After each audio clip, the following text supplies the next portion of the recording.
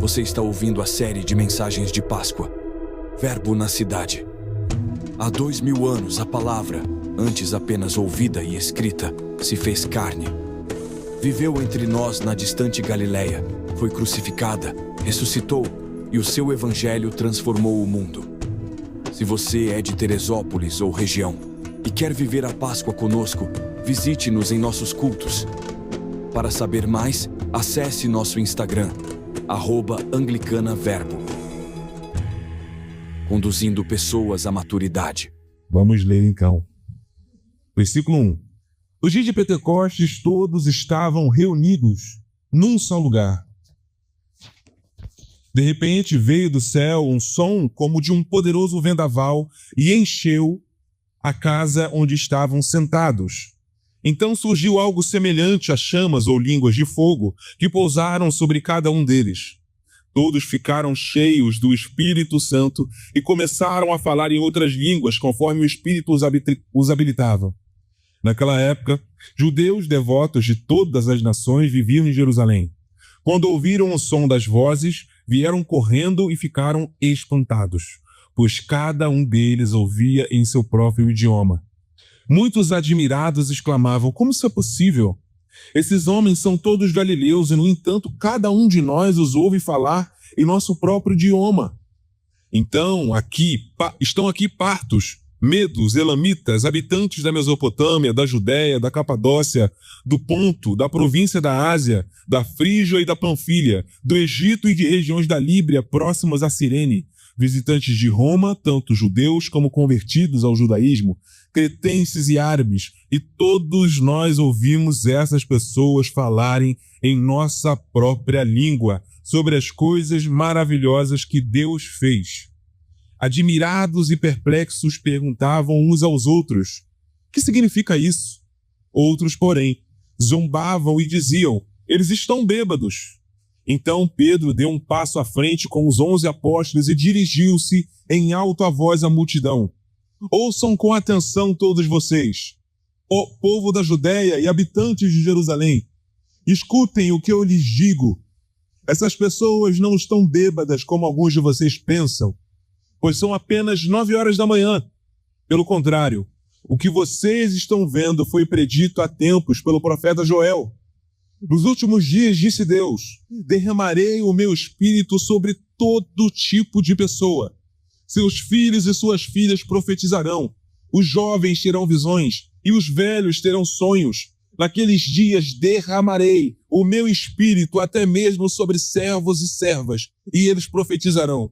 Farei maravilhas em cima do céu e sinais embaixo na terra, sangue e fogo, nuvens de fumaça.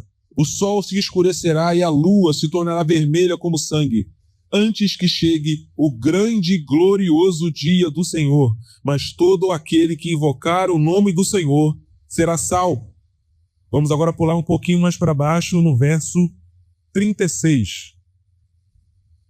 Verso 36, que diz assim: portanto, saibam com certeza todos em Israel que a esse Jesus que vocês crucificaram, Deus fez Senhor e Cristo.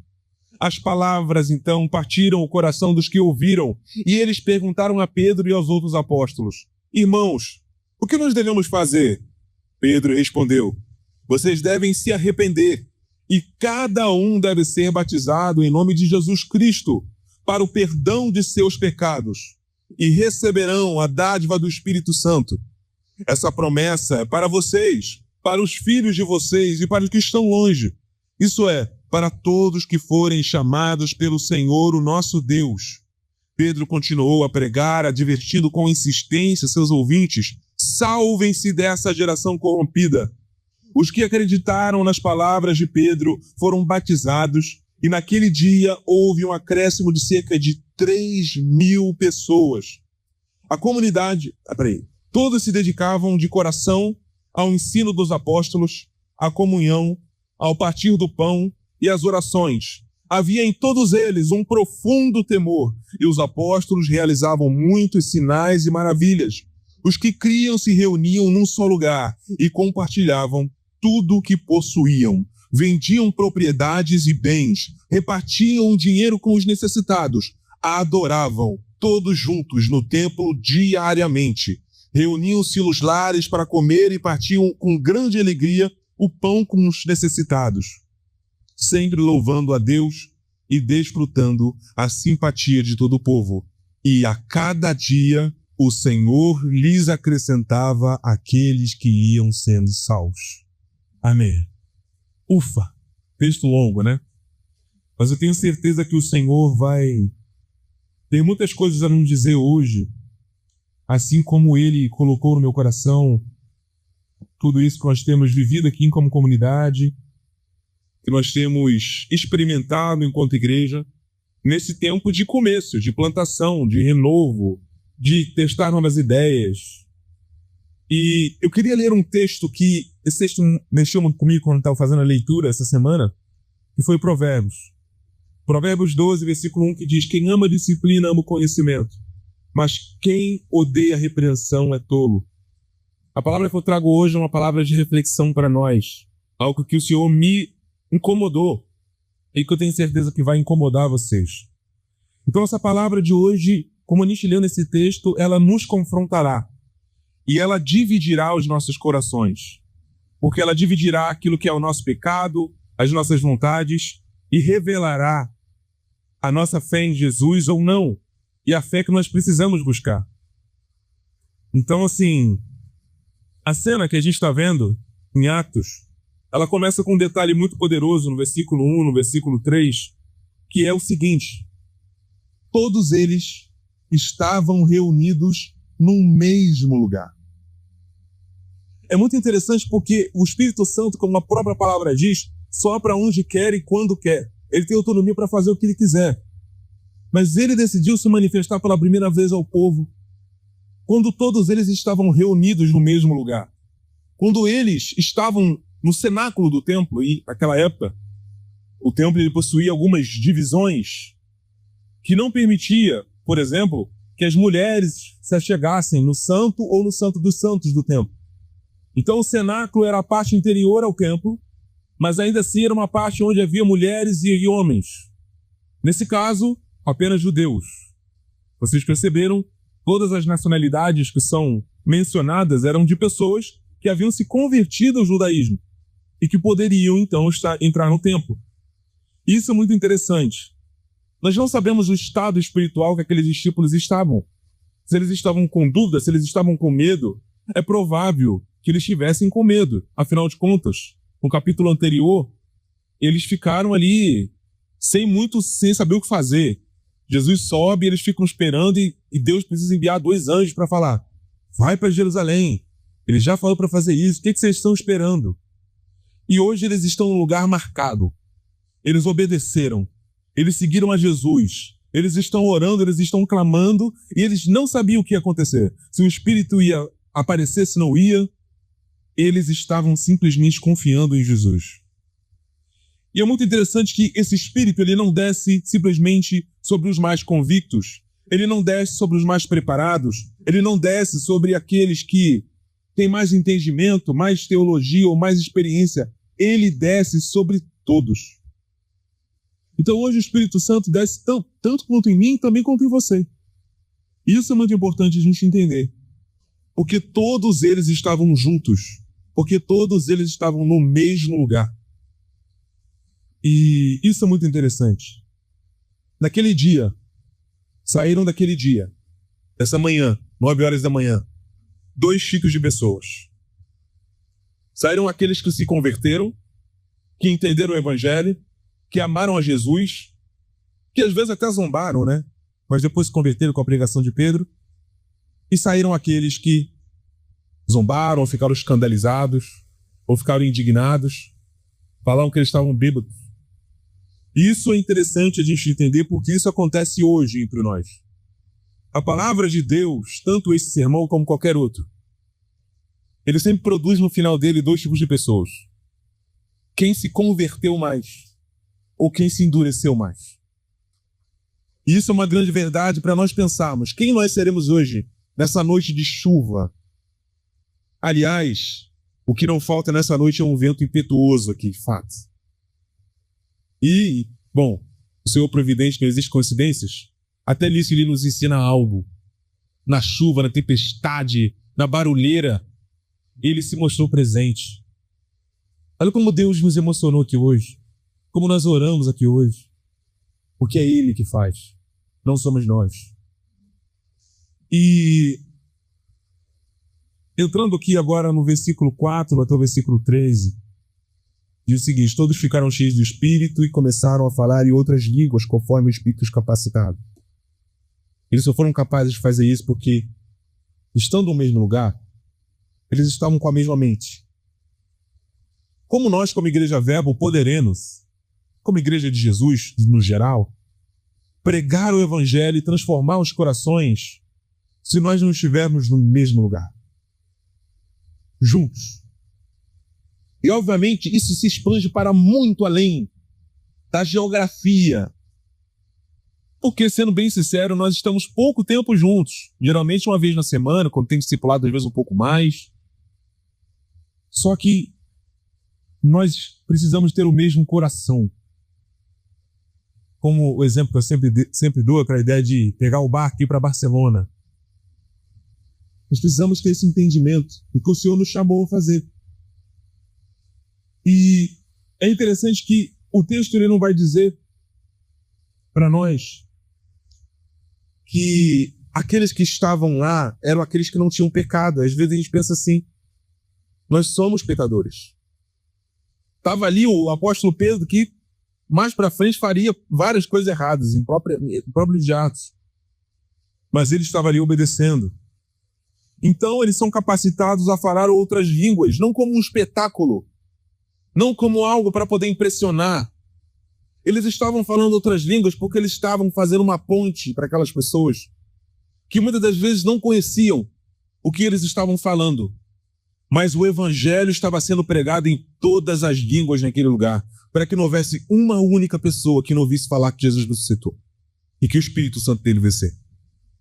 Essa mesma habilidade do Espírito Santo desce sobre nós deve nos dar a capacidade de falar as outras línguas da vida. Nos dar a capacidade de falar as outras línguas do nosso cotidiano, no nosso trabalho, com a nossa família. Muitas das vezes nós falamos português e o nosso colega de trabalho, a nossa família, os nossos amigos, às vezes até os próprios membros e irmãos da igreja estão falando hebraico, grego, japonês, mandarim. E ninguém se comunica. E aí eu trago novamente aquele exemplo de Babel. Eles decidiram que eles construiriam uma torre, um projeto humano. Eles reuniram os melhores homens, os melhores arquitetos, as pessoas mais sábias. Não em vão vamos lembrar, Abraão estava lá. Abraão estava nessa torre. O lugar de onde Deus tira Abraão é no mesmo cidade da torre. Então talvez Abraão também estivesse lá, construindo, erguendo um projeto pessoal, aquilo que ele achava importante, uma igreja ideal. Estão junto aqui como se fosse juntar os Vingadores, vamos fazer aqui ser perfeito. E Deus confunde as línguas deles. Como se estivesse dizendo, vocês estão querendo a minha presença? Vocês estão querendo a minha presença através da habilidade de vocês? Não. Agora vocês não vão conseguir falar mais um com o outro. Vocês não vão conseguir mais entender um ao outro. E isso acontece porque na nossa vida, enquanto nós estivermos tentando erguer qualquer coisa, casamento, igreja, trabalho, seja o que for, pela força do nosso braço, as nossas línguas vão se confundir. Mas quando nós estamos reunidos nesse lugar, num domingo de chuva, que a gente podia estar vendo uma série ou fazendo uma outra coisa, obedecendo a Jesus, o Senhor nos dá a chance de falarmos a mesma língua. E então, finalmente nos entendermos. Finalmente temos a capacidade de, às vezes, ouvir. Porque olha que interessante. Eles não estavam simplesmente falando outras línguas. Eles estavam falando a mesma língua e as pessoas que estavam ouvindo na sua própria língua materna. Milagre ainda mais poderoso. Ou seja, era a tradução simultânea. Mais rápido que inteligência artificial. Eles estavam ali reunidos e porque eles estavam obedecendo a Jesus, o Espírito Santo veio e moveu. Isso é a mesma coisa com essa igreja. Não é sobre a nossa capacidade, a nossa força. Porque se a gente botar a nossa capacidade aqui, vai ser Babel mesmo. Mas se a gente falar, Senhor, eu quero te obedecer. Senhor, eu quero ser um cristão melhor. Eu quero ser um marido melhor, uma esposa melhor. Eu quero ser um funcionário melhor, eu quero ser um chefe melhor. Eu quero ser transformado pelo teu evangelho. A gente começa, então, a ter a capacidade de falar a língua dos outros e conseguir nos entender. A gente, às vezes, na nossa família, é tão difícil. Principalmente dentro de casa, né? Estou recém-casado, mas já sabe. Com certeza já teve alguma discussão, alguma briga. Normal. Frequentemente a gente está falando línguas diferentes. Isso acontece quando a gente quer colocar a força nas nossas habilidades. É claro que é importante a gente ser pessoas melhores, então vou fazer terapia, mas não vai ser terapia que vai mudar a nossa vida. Nem o nosso caráter, nem o nosso entendimento. É o Espírito Santo. Isso tem que nos fazer entender a seguinte coisa, no verso 12 e 13. Algumas pessoas ficaram confusas e outras ficaram zombando. Ou seja, para aqueles que estão juntos, reunidos no mesmo lugar, e que o Espírito Santo desce e começa a agir dentre eles, quem está fora não entende. Para quem está fora é perda de tempo. Para quem está fora é exagero, fanatismo, maluquice. Isso é normal. Inclusive o texto vai nos dizer como responder àqueles que estão fora. Às vezes estamos fora até dentro. Estamos fora. Em qualquer área da vida de vocês. Às vezes está dentro de casa. Estou convivendo com o Carol. Mas a gente está fora. A gente não está no mesmo lugar. E porque a gente não está no mesmo lugar, a gente não consegue se entender. Na igreja é a mesma coisa. A confusão se dá quando a gente coloca como Babel o nosso projeto, o nosso entendimento, a nossa opinião, aquilo que a gente acredita, na frente do reino, na frente de Deus. Mas quando a gente se recua e faz um lugar de humildade, e eles foram se reunir na ala mais humilde do templo, foi no lugar espalhafatoso. O Espírito Santo agiu entre eles. Então, às vezes, o Espírito Santo age quando nós damos um passo para trás de humildade, um passo para trás de ouvir mais, um passo para trás de sentir mais, um passo para trás de obedecer mais, mesmo quando a gente está confuso. E então, a gente ganha a habilidade, pelo poder de Deus, de falarmos outras línguas e impactarmos outras pessoas. Então, o que nos impede de ver Deus agindo não é falta de Bíblia. Às vezes nem é falta de oração. Indiretamente sim. Mas nem falta de doutrina. Às vezes é falta de unidade. Porque estamos com projetos distintos e falando de coisas diferentes. Não se chega num lugar. E é interessante que eles podiam só ignorar essas pessoas aqui. Quem não está falando a nossa língua, quem não estava com a gente esperando, a gente exclui. E esse aqui é a grande virada do texto. Porque é muito fácil, às vezes, a gente trazer as mágoas que nós carregamos durante a história da nossa vida, entre os nossos relacionamentos, para justificar a nossa exclusão. Olha, o Espírito Santo de Deus tem feito algo diferente, ele exclui. Ou às vezes, por exemplo, até em coisas santas. Às vezes eu tenho, a Carol tem lido mais a Bíblia do que eu tenho lido mais a Bíblia do que ela. E às vezes isso, ao invés de se tornar um incentivo para o outro, se torna uma maneira de julgar o outro. Olha, estou fazendo mais. Você não está no mesmo lugar que eu. Então eu vou te excluir. Essas pessoas se aproximaram porque quando o Espírito Santo começou a falar entre eles, era inevitável. Então quando o Espírito Santo começar a agir na tua vida e agir na minha, é inevitável que aquele que não crê veja. E vendo, ele pode zombar, duvidar, ficar confuso, normal. Agora, como de fato nós vamos agir? Como de fato nós vamos entender? O apóstolo Pedro se levanta dá um passo à frente, diz o texto. E ele não começa simplesmente dando um sabão nas pessoas. Ele começa pregando o evangelho. É como se ele estivesse dizendo: se você não estava aqui no mesmo lugar, e se você não recebeu como a gente recebeu o sopro do Espírito, e se você não consegue ter a capacidade que a gente tem de falar para o outro e ouvir o outro, então eu vou pregar o evangelho para você, não vou te excluir. E esse é o grande desafio.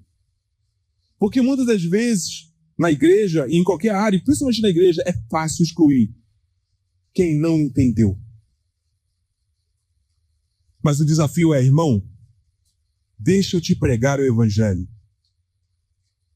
Porque se você não estava aqui, ainda está rolando a festa, dá tempo de entrar, dá tempo de chegar, dá tempo de se sentar, dá tempo de ouvir.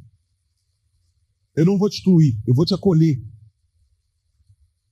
E isso, às vezes, ressoa dentro de nós, porque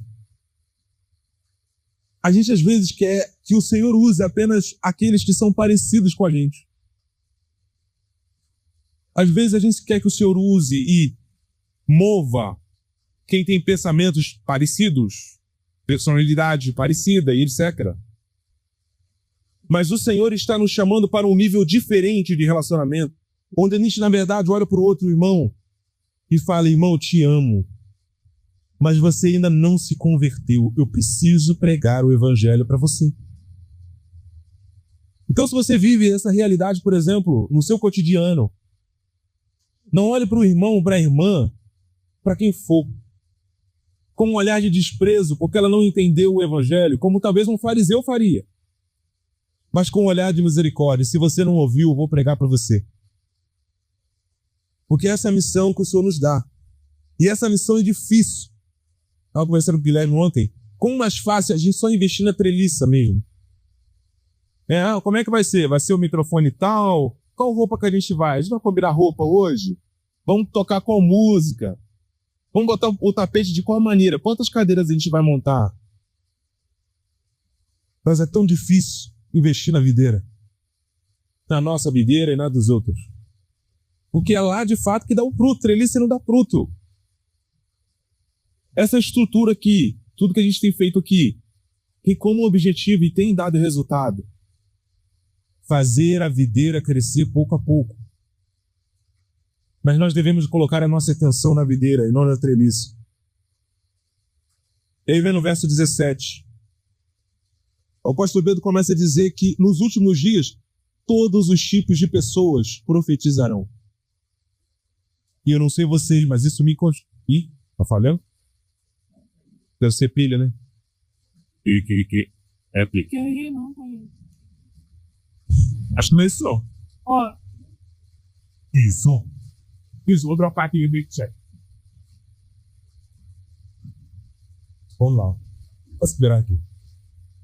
Tá bom? Tá funcionando? Tá bem? A chuva tá boa hoje. Mas tá dando pra ouvir aí, direitinho? Ou tá benção? Eu tô ouvindo aqui também de outra coisa. Então, nos últimos dias, o apóstolo vai nos dizer que todo tipo de pessoa vai profetizar. Cara, isso nos constrange demais. Porque às vezes a gente quer colocar a nossa fé, como posso dizer, num quadrado, numa bolha. Quer fazer Deus entrar no nosso quadradinho. Mas ele vai usar pessoas que hoje a gente fala assim, cara, essa pessoa precisa se converter. Mas amanhã, Deus está falando através dela. Que talvez era como os apóstolos viam Paulo. E aquele ali não tem jeito. Aquele ali não tem solução. Aquele ali não tem como resolver. Mas quando o Espírito Santo desce, Jesus tem um encontro real, até o perseguidor vira crente. Isso não existe. E a gente precisa ter esse entendimento, para a gente ter misericórdia com as pessoas e entender isso, esse desafio. Então, quando Deus ele começa a usar todo tipo de pessoa, o verso 19 vai dizer que ele vai mostrar maravilhas em cima e embaixo. Porque Deus está chamando agora um povo diverso, diferente, com gostos diferentes, E aqui eu vou nem falar de coisas que não são do nosso contexto, como idioma, etc. Mas idades diferentes, personalidades diferentes, conceitos diferentes, criações diferentes. E Deus vai usar a boca de todas essas pessoas para glorificar o nome dele. Se a gente não tivesse entendimento real, factível, de que o Espírito Santo nos chama para anunciar a morte de Cristo e a sua ressurreição dentre os mortos, a sua vitória contra o inferno, não faz sentido. Como a gente pode aplicar isso na nossa vida, no nosso trabalho, no nosso cotidiano? E a gente passar a olhar as coisas sobre batalha espiritual. Não é só desânimo, não é só doença, a gente falou muito sobre isso. Eu tenho certeza que Satanás no Filipe tivesse que hoje. Por mais que a gente pudesse pegar motivos biológicos para eu não estar aqui. Eu fui numa festa, comi um yakisoba cheio de gordura, comi um tempurá cheio de gordura, naturalmente, é normal que eu passaria mal. Só que se eu não estivesse pregando aqui, talvez a gente estivesse ouvindo essa mensagem. Então, Satanás ele ganha sempre, até quando ele não causa diretamente. Então a gente tem que olhar, nossa, eu estou com um problema com os meus pais. Não é só problemas, não. Às vezes é Satanás veio agindo dentro das nossas personalidades, das nossas emoções. Às vezes é no nosso casamento, no nosso trabalho, com um cliente nosso, com o chefe nosso. A gente acha que não é só um desentendimento. Não. A gente não para pensar. O diabo não precisa causar tudo, ele só precisa se aproveitar de tudo. Tem divisão das vezes que a gente cria, que as circunstâncias criam, e que ele se aproveita da brecha. Ele fala, vou agir aqui, eu vou trabalhar nesse coração, porque ele deixou entrar. Eles precisam entender que essa habitação do Espírito, ela precisa expurgar as trevas do nosso coração para fora. E se nós, quando olhamos para aqueles, como Pedro olhou, que não receberam o Espírito, e a gente não sente nada, é porque ainda dentro de nós tem um pouco de trevas que precisa ir embora. Que eles precisam se compadecer daquele que não entendeu o Evangelho. Que às vezes está fora da igreja, mas às vezes está dentro. Às vezes está no nosso espelho. E aí, depois de todas as pessoas falarem, e de Deus fazer maravilhas através de pessoas diferentes, verso 21, e todo aquele que invocar o nome do Senhor será salvo. Olha que lindo. Não é mais pelo meu desempenho, pelo meu mérito, pelo que eu sou bom. É porque eu invoquei o nome do Senhor e Ele me salvou. Eu não fiz nada. E é muito interessante aqui que ele está dizendo assim, para aquela comunidade, eu imagino que talvez para a igreja que recebeu Atos estivesse pensando, mas foi diferente lá, Pedro. Ou, no caso aqui, Lucas. Porque está aqui, quem escreveu foi o Lucas Atos. Lucas, mas assim, uma coisa era estar lá no cenáculo. A gente está aqui, sei lá, em Éfeso. Não é a mesma coisa. Estamos aqui em Teresópolis, Galileu. Não é a mesma coisa. Ele fala, todo aquele que invocar. Em todo lugar, em todo tempo, qualquer pessoa, isso não existe. Ou seja, existe um desejo direto e verdadeiro de Deus de nos alcançar e de transformar nosso coração. Não é só no papel, é de verdade. A palavra não quis só ser uma letra, folhas e textos. Ela quis ser uma pessoa. Ela quis invadir a história. Ela quis morrer, quis renascer, ressuscitar. E mais, quis enviar o seu próprio Espírito, o próprio Deus, para andar entre nós. Jesus nos ama muito. E nós também precisamos amar. Precisamos amar mais. Isso é muito interessante que aqueles que talvez zombaram, talvez aqueles que riram, talvez aqueles que criticaram, o texto vai dizer mais na frente que foram aqueles que se compadeceram.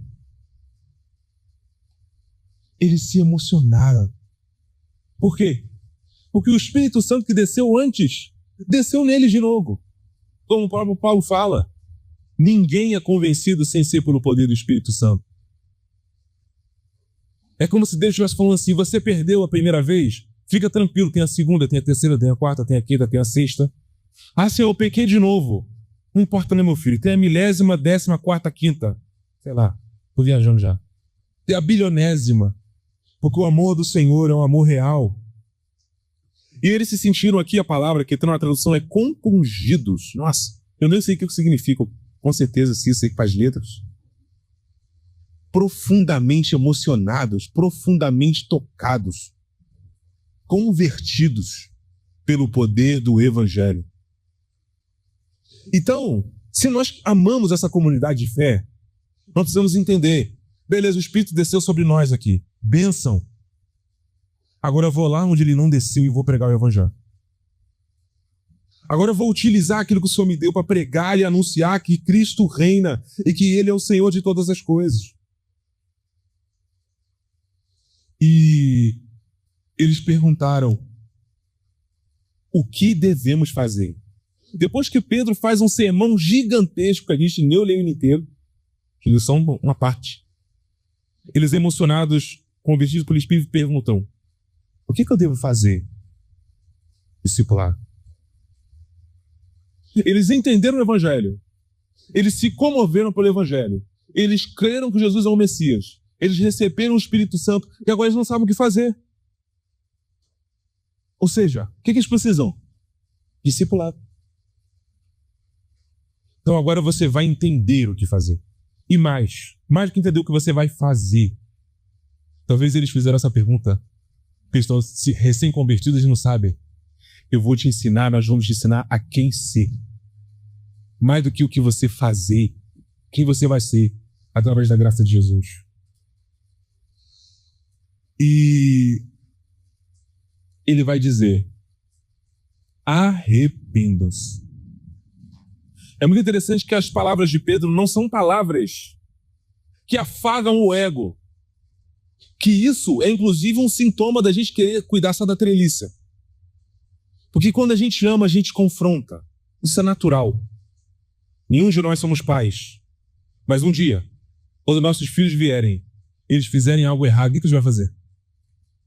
Vai corrigi-los. Em alguns momentos, até ter uma punição.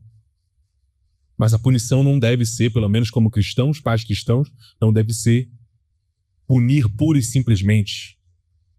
Mas trazer a punição como uma forma de discipulado. Ensinar. E ele começa a falar de arrependimento porque na nossa sociedade hoje é uma tendência muito forte da gente ir para a igreja simplesmente para receber um conteúdo. É uma palavra que eu estou indo lá receber. Isso é normal. Até a gente que tem consciência disso. Estava até falando isso com o Guilherme Kaique ontem. A gente faz isso sem querer. Até justamente igual fariseu. A gente erra tentando acertar.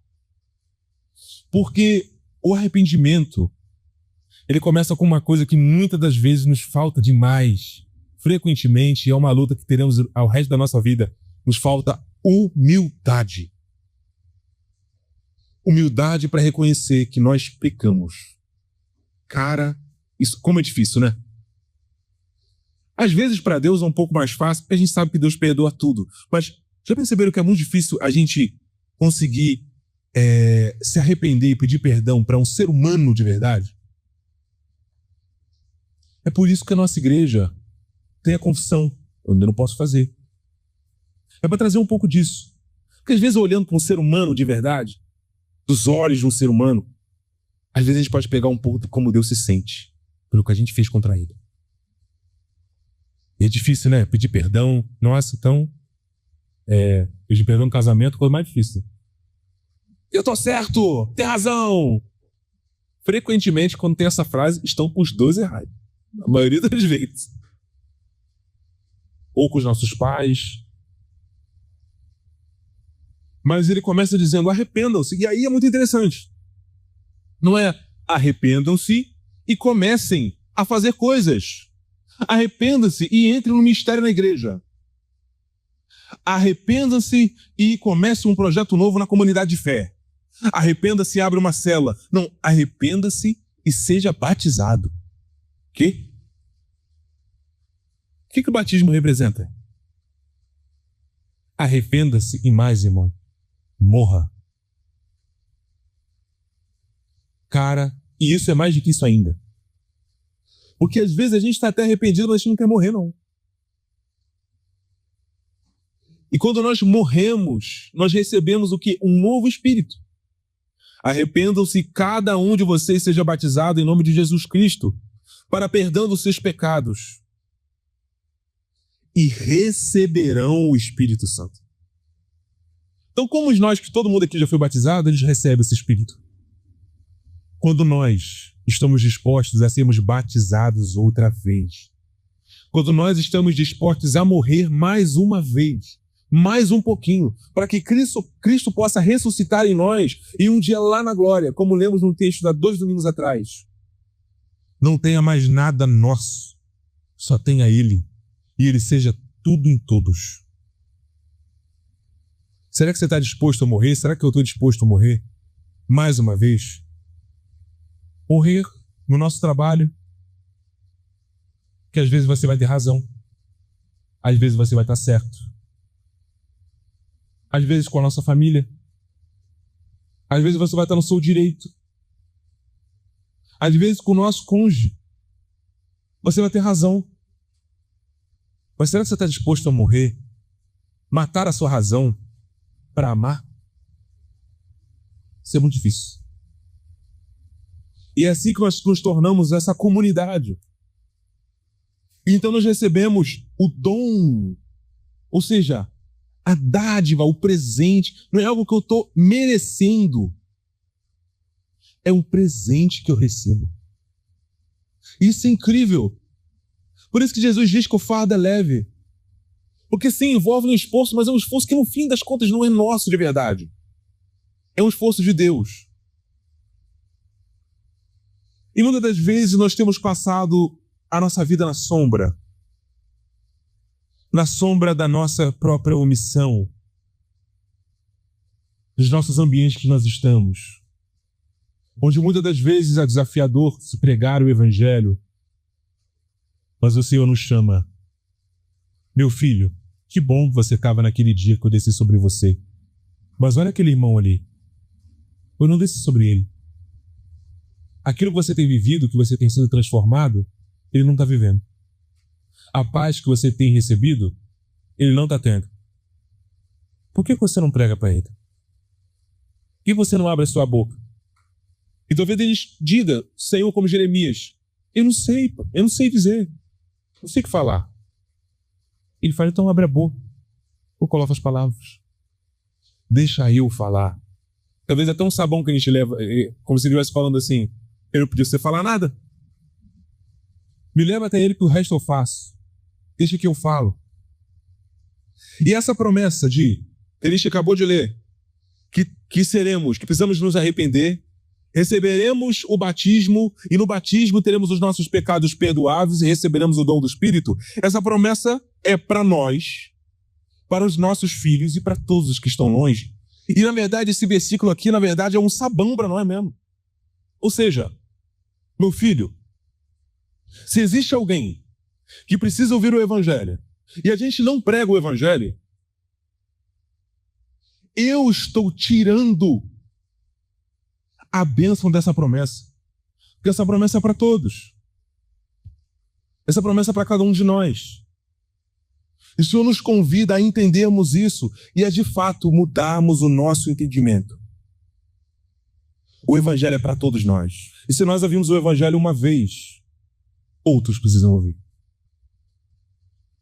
E se nós temos sido transformados de glória em glória, outros também precisam. E se nós não tivermos esse entendimento, como nós de fato viveremos esse texto que a gente lê? Ou seja, talvez muitas das vezes nós nunca se entregamos de verdade para Jesus. Às vezes nós nunca fomos movidos por esse Espírito. E é muitas das vezes por isso que a gente não consegue pregar como Pedro pregou e entregar isso para outro.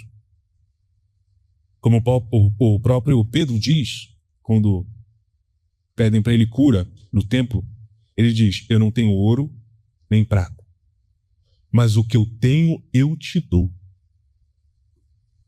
Então, se nós temos o Espírito Santo, se nós temos o Evangelho, se nós temos a graça, e se essa promessa do Evangelho é para todos, e como o texto está dizendo para nós, que é para nós, para os nossos filhos e para todos que estão longe, a minha missão é, na verdade, atrapalhar a Deus.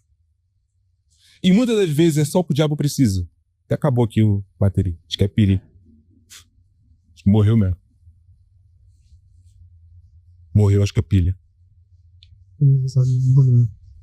Show. Vou falando aqui enquanto dá.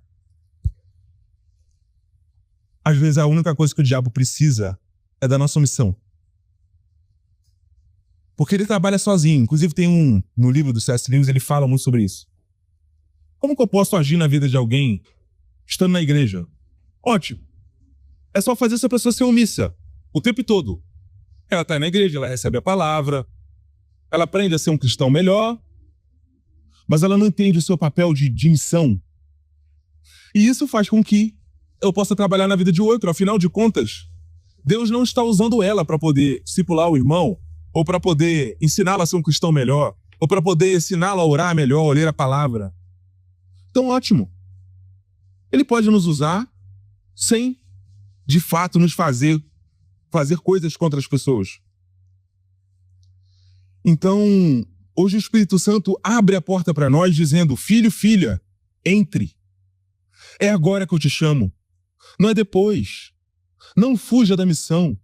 Eu te chamei. E como eu te chamei, eu te sustento, eu te dou força.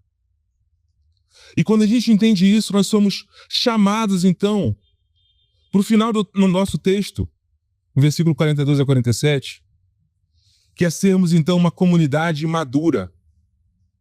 E não um lugar para o nosso próprio mimimi, para as nossas frescuras, fraquezas, etc. Mas uma comunidade que está pensando que aquilo que o Senhor me deu, Ele me chama para compartilhar no meu próprio contexto. Pode ser na minha família. Valeu, uma beirada. Pode ser na minha família. Pode ser no meu trabalho. Existe muito maneira certa, oficial, de se anunciar o Evangelho. A missão que Ele nos dá é real.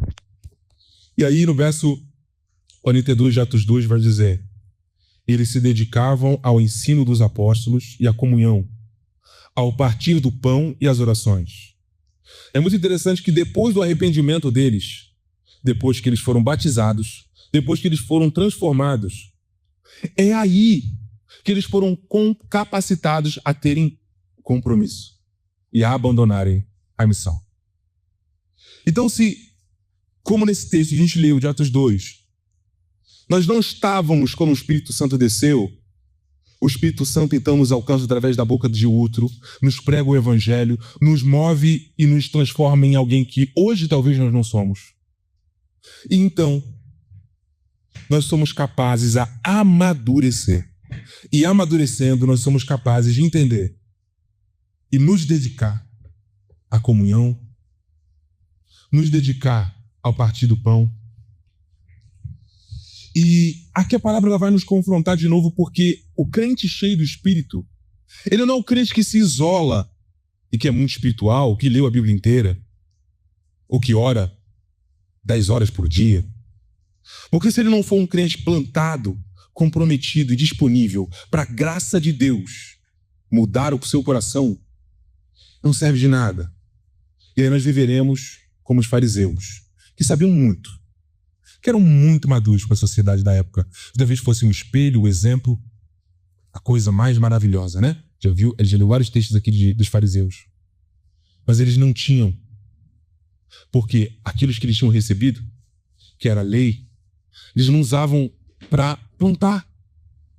Eles ou guardavam para si próprios ou usavam para ferir e para humilhar. Então, às vezes, nós nos acostumamos a viver uma fé de entregar o mínimo para o Senhor. E, obviamente, Ele sabe que nós não podemos entregar nada impressionante para Ele mesmo. Só que ser cristão não é sobre vir à igreja nos domingos ou entrar num plano bíblico, mas nos deixar sermos moldados pelo Evangelho, pela graça. Então eu olho para o espelho, eu olho para o passado e falo: Eu não sabia que eu era capaz de fazer isso. Eu não sabia que eu era capaz de falar do Evangelho. Eu não sabia que eu era capaz de ser luz onde existem trevas. Por quê? Porque o Senhor me fez e me possibilitou viver essa realidade. E é muito interessante que no verso 43 diz: todos estavam cheios de temor, e muitas maravilhas e sinais eram feitos através dos apóstolos, por meio dos apóstolos. A palavra aqui é muito legal, temor. A palavra temor, muitas das vezes, a gente interpreta como medo, como algo aterrorizante. Mas, na verdade, o temor não é no sentido de medo, mas no sentido de reverência a Deus. Eles levavam Deus a sério. E levando a fé a sério, eles acabavam também levando a comunhão a sério. E levando a comunhão a sério, eles levavam a missão a sério. Então esse é um processo que vai nos transformando. É por isso então que a Bíblia vai dizer nesse texto que Deus fazia sinais. Não sinais para impressionar, como a gente leu no começo do capítulo também, mas eram sinais para transformar os corações, e portas e pontes para abrir os corações e fazer com que aquelas pessoas, e também nós hoje, entendêssemos o Evangelho e fôssemos pessoas diferentes. Então, curas, provisões, reconciliações, libertações. Os milagres, eles não brotam onde há divisão. Eles brotam nessa comunidade de Atos 2, que está no mesmo lugar, que pensa na mesma direção e que busca a mesma coisa. Então a pregação de Pedro, ela tem esse objetivo. Aqueles que estavam zombando porque não estavam entendendo. E aí tudo parecia, talvez para eles, vendo as pessoas falando línguas diferentes, muito ridículo, muito patético, muito fanático, muito maturo, seja o que for, né, na visão que eles tinham antes. Pedro prega o Evangelho para eles, e pregando o Evangelho para eles, eles são capazes de entender o que Pedro está fazendo. Eles se arrependem, assumem os seus próprios pecados, são batizados, recebem o Espírito Santo de Deus pela graça, que é o dom de Deus, como Pedro fala. E tem no verso seguinte a promessa. Cara, essa missão era essa promessa é para você, essa bênção é para você, mas essa bênção também é para os teus pais, que talvez não conheçam Jesus. Essa bênção talvez é para a pessoa que trabalha contigo, que talvez não conheça Jesus. E talvez nós somos os únicos que vamos alcançar essas pessoas. E o Senhor me chamou nisso, entender essa missão. Então, uma igreja madura, ela não é uma igreja de espetáculo, que tem muitas coisas acontecendo, um show, mas ela é um lugar de temor. Então vem, verso 45. Vendiam suas propriedades e bens e repartiam com todos, segundo a necessidade de cada um. Isso aqui é muito real, né? Que eles vendiam seus bens, eles repartiam os recursos. E hoje, muitos de nós temos dificuldade de fazer a mesma coisa. A gente tem, né, a ideia do dízimo, que é um estabelecimento tradicional de 10%, mas não é bíblico de fato. Mas por quê? O Novo Testamento, depois que a gente lê com atenção, e em breve nós teremos de novo a nossa série de Ninguém Manda em Mim, os mandamentos de Jesus, na versão de Jesus, são muito mais severos do que os de Moisés. Apesar de que ele fala que o fato é leve. Então, por exemplo, se na lei de Moisés adulterar era só, de fato, adulterar, na lei de Jesus, olhar com intenção impura já é adulterar. Então, se antes o povo dedicava parte do que tinha, no Novo Testamento, a eles dedica tudo que a gente tem. E é óbvio, né, gente? Temos o nosso trabalho, as nossas famílias, as nossas responsabilidades. Não é sobre viver na igreja, novamente. Não é sobre a treliça. Mas se tudo o que nós temos, a casa que a gente tem, o carro que a gente tem, o trabalho que a gente tem, o dinheiro que a gente ganha, não servir para abençoar alguém além de mim, abençoar minha esposa, minha família, os necessitados, a comunidade de fé. Se o tempo e o conhecimento que Deus me deu, de às vezes saber alguma coisa a mais que quem não sabe, ter uma experiência que alguém não tem, e isso não for dedicado ao Senhor, ou seja, para o próximo, então não serve de nada. Nós temos os nossos próprios ídolos. Então não é simplesmente só sobre, sim, é importante, o investimento que a gente faz na igreja física, eu vou lá e vou dar meu dízimo todo mês. Claro, isso é fundamental, isso é importante, é necessário. Só que é mais sobre isso. Porque Deus, ele te ama tanto, que ele não quer 10% do teu dinheiro. Ele quer você todo. Ele quer você por completo. Ele quer te usar completamente. Ele não quer dividir e colocar uma calculadora. Por quê? Tudo o que Deus tinha, ele entregou para nós. No seu trono, olhando para o seu filho amado, e eu tenho, sim, ninguém de nós aqui tem filho ainda, mas no dia que tiver, eu duvido que a gente pegaria um filho nosso e entregaria para salvar bandidos, criminosos, pecadores. A gente nunca faria isso. Jamais faria isso. Mas tudo o que ele tinha, a coisa mais preciosa que Deus tinha, que Deus, sendo incrível, perfeito, só podia ser ele mesmo, ele entregou. Ele deu o filho dele. Ele viu o filho dele morrer numa cruz e ele não impediu. Ele viu o filho dele ser chicoteado. Ele chorou, mas ele não impediu. Por quê? Por mim e por você. E nós relutamos em se entregar completamente para Jesus. Tem alguma coisa errada. Nós precisamos entender que o evangelho precisa ser mais profundo do que isso. E às vezes, como diz o texto, né, vidiças de propriedades e bens repartiam com todos, segundo a necessidade de cada um, isso é muito bonito. Nós somos muitas das vezes tentados a não conseguir repartir os dons e talentos e coisas que a gente tem no Senhor. Mas muitas das vezes, no nosso trabalho, na igreja, na nossa família, nós somos tentados a, como eu posso dizer, gerenciar aqueles que estão repartindo. Então eu não reparto, mas eu gerencio quem quer repartir. Eu não entrego a minha própria vida ao Senhor, mas eu quero controlar como o outro entrega a vida dele. Nós temos, às vezes, muitas opiniões, desejos, ideias, pensamentos. Mas poucas vezes nós nos perguntamos: Senhor, o que tu acha? Deus, o que eu deveria fazer? Senhor, como que eu posso servir a tua igreja? Senhor, como eu posso fazer parte desse reino que o Senhor está construindo? E muitas das vezes nós temos as nossas próprias demandas. Nós queremos, às vezes, expor demais aquilo que nós queremos colocar diante da mesa e pensar que vem do nosso coração. E nós perdemos a oportunidade de ouvir. Então, o que eles estavam fazendo de repartir tudo é muito sobre isso. Eles estavam tão preocupados em amar o irmão. E nesse caso aqui, é uma sociedade bem, assim, vende tudo, cada um, né, vivia ali com o amontoado que vendia, era uma coisa bem diferente. Mas é interessante que eles estavam tão comprometidos com o evangelho que eles não estavam mais pensando em minha farinha, como é que é? Nunca possui falar onde está direito. Como é que é? Farinha pouca, meu pirão primeiro. Isso.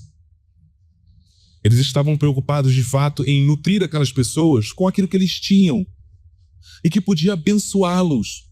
Ao invés de eu não reparto, eu não divido, eu olho para o irmão que divide e falo assim: pô, você devia fazer desse jeito, hein? Pô, você devia repartir dessa maneira. Tem alguma coisa errada. E nós somos assim, em todos os lugares, em todos os ambientes que a gente vive. Nosso trabalho às vezes acontece não é tão bom às vezes quando a gente está no trabalho, quando a gente ajuda alguém, a gente abençoa alguém, e depois essa pessoa também nos abençoa, nos ajuda, tira uma dúvida. Não é tão legal? Por que na igreja às vezes a gente não vive isso? Por que às vezes a nossa família, o casamento, às vezes não vive isso? Às vezes é só um lado fazendo. E aí, por exemplo, Carol fez, dá um exemplo aqui, vamos supor que ela fez uma janta maravilhosa. Eu não gosto de carne moída. Ela fez um macarrão com carne moída, tal, temperou, ela fez uma coisa assim incrível, maravilhosa e tal. Cara, botou ali, comprou uma Coca-Cola zero, botou ali pra mim um gelinho. Eu sentei, botei na boca e falei assim, acho que tá meio sem sal. Como que ela vai sentir? Cara, do jeito que ela vai brigar comigo. Mas tu não me ajudou, não sei o que, não sei o que lá. Ou seja, se eu não estou cozinhando, por que eu vou criticar que a menina botou menos sal? Melhor, na próxima vez, já que ficou sem sal, eu ajudo. Ela vai ficar com sal. Isso é muito desafiador de pensar, mas é mais fácil do que parece. E aí, diz no verso 46, diariamente eles continuavam a reunir-se no pátio do templo, partiam o pão em suas casas e juntos participavam das refeições, com alegria e sinceridade de coração. É muito interessante que esse versículo, esse texto, ele está dizendo uma harmonia. Ele está dizendo que eles continuavam se reunindo no templo, orando, fazendo o que eles já estavam fazendo, partindo o pão, e aqui se entende tanto a ceia do Senhor, como partindo as necessidades, as coisas que eles tinham. E é muito legal, partindo os pães em suas casas e juntos participavam das refeições. Juntos. Inclusive, esse é um grande problema de 1 Coríntios 11, o apóstolo Paulo vai criticar, que tinha uma mesa de rico, uma mesa de pobre. Ou, talvez, para o nosso contexto, uma mesa de quem é importante, uma mesa de quem não é. Uma mesa de quem é mais inteligente e de quem é menos inteligente. De quem tem mais dinheiro e de quem tem menos dinheiro. De quem é mais velho e de quem é mais novo. Sei lá, seja o que for. Eles vai criando essas mesas, e essas mesas Jesus não senta. Jesus não senta na mesa onde os filhos dele não estão reunidos. E é interessante porque essa igreja, então, ela não estava preocupada com as picuinhas, que é natural de igreja. Todo mundo que faz parte de igreja aqui há muito tempo sabe disso. Picuinhas, detalhes, perdendo tempo. Eles estavam preocupados uns com os outros. Não ficava, às vezes, dodói. Nossa, o irmão me repreendeu, fica chateado com ele, não vou falar com ele mais não. Se alguém errava com o outro, ia lá pedir desculpa. Porque o crente maduro e o nosso caminho é nós não terceirizarmos a nossa reconciliação. E às vezes, no ambiente religioso, é muito assim. É natural que a gente veja o pastor como uma figura de reconciliação. Então, briguei com Joelma, brigou com Rodrigo. Aí vai Joelma, pastor, briguei com o Rodrigo. Não gostei. O que houve, minha irmã? Eu pedi o pastel de queijo, ele me deu de carne. Ele sabe que eu não gosto de carne. O que esse maduro faz? O pastor falar assim, minha irmã, o que ele fala isso pra mim? Vai lá e resolve com ele. Que às vezes a nossa tendência pela nossa maturidade é natural. E isso aqui a gente sabe da vida, né? Quando que a gente alcança a maturidade? Quando a gente é criança, a gente pede dos nossos pais. Para tudo. E conforme vai passando o tempo, a maturidade não é a gente aprender a fazer sozinho. Aprender a tomar a iniciativa e fazer as coisas acontecerem. E às vezes a gente vai terceirizando isso. Então, por exemplo, tem um problema, sei lá, com a minha sogra. Aí eu tenho que falar com a minha esposa para falar com a minha sogra. Não é melhor eu ir lá, sogra, enfim, não gostei daquele dia.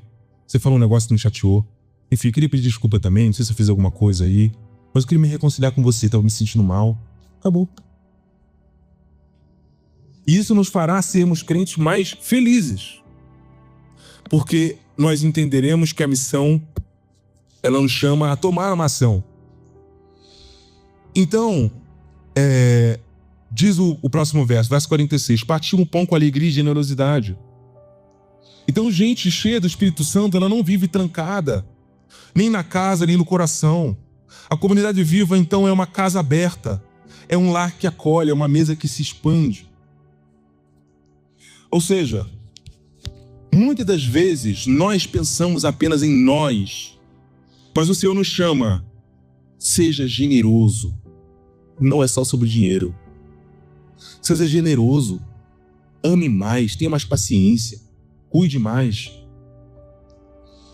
Muitas das vezes a gente não permite, a gente se fecha e não permite que o Senhor nos pastoreie através do próximo e da possibilidade de termos esse tempo de comunhão, de partirmos o pão e de sermos generosos.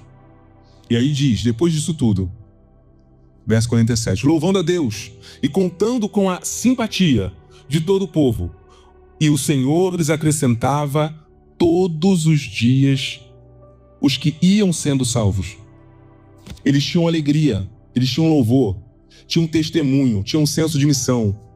Ou seja, a gente cheia do Espírito Santo não vai viver simplesmente acomodada e omissa. Ela não simplesmente está satisfeita só porque ela mesma está satisfeita. E isso aqui, para mim, é a chave. Às vezes a gente não cumpre a missão porque a gente está satisfeito com a missão. Eu tô bem. Sim, eu tô ouvindo a palavra, tô lendo mais a Bíblia, tô orando mais e tal. É bênção. E é verdade, bênção. Mas será que esse copo de graça que Deus está derramando em mim está transbordando? Porque o Senhor não salva ninguém individualmente. Jesus não morreu, claro, né? De modo geral, sim. Mas Jesus não morreu por Carol ou por Gabriel. Jesus morreu pela igreja. Eu, obviamente, fazemos, né? Nós fazemos parte da igreja, por isso somos salvos. Mas não foi individualmente. Eu vou te salvar para você ficar lá no seu cantinho. Às vezes a nossa fé começa assim. Não tem problema. Só que a maturidade vai nos chamando para cada vez mais entendermos a missão. Isso aqui simplesmente é a palavra. E juntos a Bíblia. Às vezes nós estamos fazendo tantas coisas na igreja, ou tantas coisas na nossa vida. A última coisa que a gente faz é fazer discípulos. Que é a única coisa que Jesus pediu para fazer. E a gente vai se enchendo de compromisso. Só segunda-feira teremos a nossa reunião de homens. Terça-feira, reunião de mulheres. Quarta-feira, reunião de oração. Quinta-feira, reunião de jovens. Sexta-feira, de adolescentes. Sábado, teremos fazer um projeto social. Vamos ficar o dia inteiro fazendo as coisas. Domingo, temos o culto de manhã. Depois o culto à noite. Vai ser 2 pregações diferentes. Então você vem todas. Não é isso. E aí a gente pensa assim, quanto tempo que eu tenho, compartilhado a palavra com os meus pais? Gabriel, não consigo discipular ninguém. Cara, quantas vezes você vai na casa dos seus pais? Todo domingo? Eles conhecem Jesus? Fala assim, pai, por que no domingo eles não pensam assim, eles se juntam, a gente ora juntos, lê a palavra, compartilha um pouco, vocês falam o que vocês passaram na semana de vocês. Às vezes nós vamos criando fantasias do que significa fazermos discípulos para nos omitirmos dessa missão. E a nossa série de pregações que termina hoje é sobre isso. É sobre entendermos essa missão. Ou seja, nós não estamos simplesmente satisfeitos só porque nós estamos salvos. Nós queremos ver outros sendo salvos. Nós queremos ver a igreja crescendo. Nós queremos ver o reino de Deus avançando. Mas talvez hoje, você aqui não sinta ainda compaixão pelo perdido. Não sinta que algo, fala assim, cara, eu preciso falar de Jesus para essa pessoa. Eu preciso falar desse Cristo que tem transformado meu coração. E que eu ainda tenho muito para amadurecer. Mas eu andei 3 passos, esse irmão às vezes não andou nenhum. Então talvez eu seja ruim para dizer a partir do passo 4, mas ainda até o passo 3 eu consigo falar, irmão, dá o primeiro passo, eu já dei o primeiro passo como você pode estar dando hoje. E isso tudo vai nos transformando e nos fazendo ser cristãos que cumprem a missão. Pode ser que hoje também você não sinta o desejo de falar de Jesus. Você pode achar que a missão, na verdade, vai atrapalhar a sua vida. Vai fazer você, perder tempo. E muitas das vezes são simplesmente fantasias que Deus tem criado. Cumprir a missão não é vamos pegar uma caixa de som e pregarmos na praça. Tenho certeza que tem irmãos. Na semana passada eu vi um irmão da Reformária aqui, amigo nosso, e eles fazem isso. Legal. Mas o senhor pode não ter chamado para fazer isso. Não é sobre isso. Muitos de vocês aqui, às vezes, abrirão células na casa de vocês, outros não.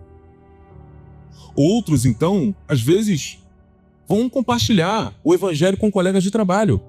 Mas outros não. Dando um exemplo, eu e o Carol, a gente trabalha junto. O evangelho vai ser compartilhado entre nós aqui.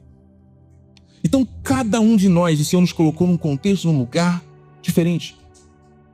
E às vezes nós somos a pessoa para falar de Jesus para aquela pessoa. Ou seja, se hoje nós estamos aqui, reunidos, no dia de Pentecostes, como antes, e o Espírito hoje está descendo sobre a tua vida, e você talvez está pensando e refletindo, será que Gabriel está falando que tem razão? Será que tem base bíblica? Bom, base bíblica tem que a gente está lendo a Bíblia, né? Mas será que isso faz sentido para mim? Será que talvez eu devia pensar em como agir e pregar o evangelho do meu jeito, com as minhas palavras, da minha forma, que Deus me fez? Eu sou uma pessoa única, irrepetível, inédita. Ninguém nunca vai pregar o evangelho como eu prego, nem como Carol prega, nem como Lucas prega, nem como Marcelo prega, nem como o Guilherme prega, ninguém. Nós somos inéditos. Senhor, qual o contexto? Começa a orar. Pai, me ensina a falar de ti, que eu não sei nem por onde começar. Me dá a oportunidade. Deixa eu, às vezes, estar no trabalho. Se alguém estiver precisando de alguma coisa, precisar de uma oração, faz a pessoa, às vezes, se abrir ou perceber que ela precisa. Me dá a oportunidade. Porque quando Pedro viu que aqueles que não estavam no momento estavam zombando, estavam longe, ele não rejeitou. Ele foi lá. Beleza, você não estava no dia? Você não estava com a gente aqui e recebeu o Espírito Santo e por isso você acha que isso tudo aqui é meio loucura? Então vou pregar o evangelho para você mais uma vez. Queria que você abaixasse a cabeça para nós orarmos. Senhor Jesus, como é difícil pregar o evangelho, Pai. Nós estamos hoje aqui reunidos nessa noite chuvosa e muitas das vezes pensando, cara, pregar o evangelho, como assim? Senhor, ilumina o nosso coração. Dá-nos, Senhor, entendimento e oportunidade para falar do Jesus que um dia alguém falou pra gente. Para comunicarmos do evangelho que um dia alguém se aproximou de nós e teve compaixão dos nossos pecados, do nosso estado espiritual e decidiu falar desse tal de Jesus que transformou nossa vida.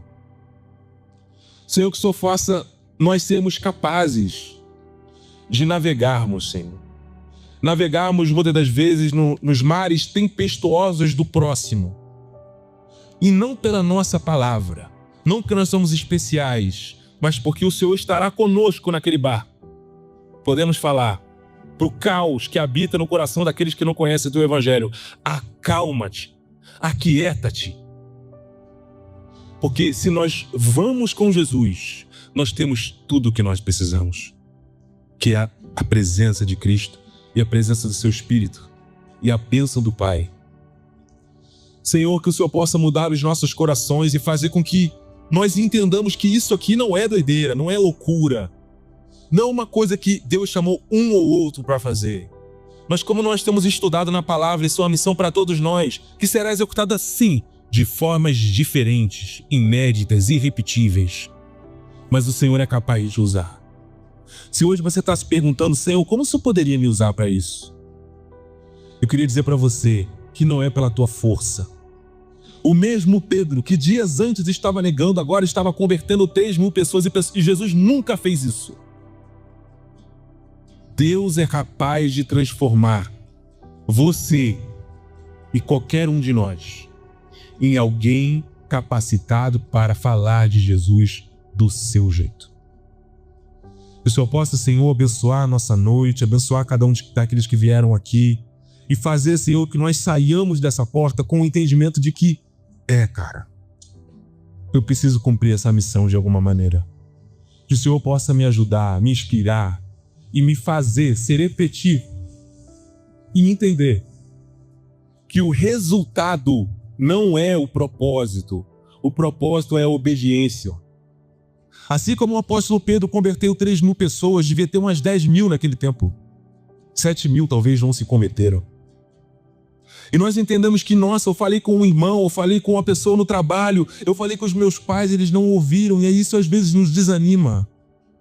Mas nós entendemos que nós não somos chamados a converter ninguém. Quem converte é o Espírito Santo de Deus. Nós somos chamados a anunciar. E se nós anunciamos, nós fizemos o que tinha que ser feito. Que o Senhor possa, Senhor, nos mudar o nosso coração e que agora a gente possa cantar essa canção, Senhor. E navegar, Senhor, crendo que o teu Espírito é capaz de nos fazer chegar do outro lado desse mar. É isso que eu te peço, Senhor, em nome de Jesus e pelo poder do Deus Santo Espírito. Amém.